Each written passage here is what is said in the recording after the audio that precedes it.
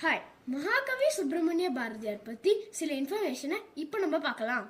அவரோட ஒரிஜினல் பேர் பார்த்தீங்கன்னா சுப்பிரமணியன். அவர் 11 வயசாக இருக்கும்போது எட்டயபுரம் சமஸ்தானம் அவருக்கு பாரதின்ற பட்டத்தை கொடுத்தாங்க. பாரதி அப்படின்னா கலைமகள்னு அர்த்தம்.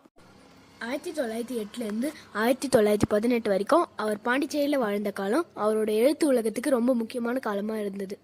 கவிதைகள் புலவருக்கு மட்டுமே புரிகிற மாதிரி இருந்த காலகட்டத்தில் பாமர மக்களுக்கும் புரிகிற மாதிரி நடைமுறை தமிழில் எழுதின முதல் கவிஞர் நம்ம பாரதியார்.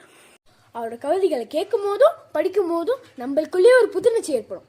அவர் எழுதின கவிதைகளை பார்த்தீங்கன்னா, செந்தமிழ் நாடெனும் போதினிலே பாட்டு தாய்நாட்டுக்காகவும், அச்சமில்லை அச்சமில்லை என்ற பாடல் வீரத்துக்காகவும், யாமறிந்த மொழிகளிலே பாட்டு தாய்மொழிக்காகவும், கும்மியடி பெண்ணு கும்மியடி பாடல் பெண்மையை போற்றும் வரிகள், புதிய ஆத்திச்சூடி குழந்தைகளுக்காக நவீனமாக எழுதியிருப்பார். இந்த பதிவு உங்களுக்கு பிடிச்சிருந்ததுன்னா கமெண்ட் பண்ணுங்க. தேங்க்யூ.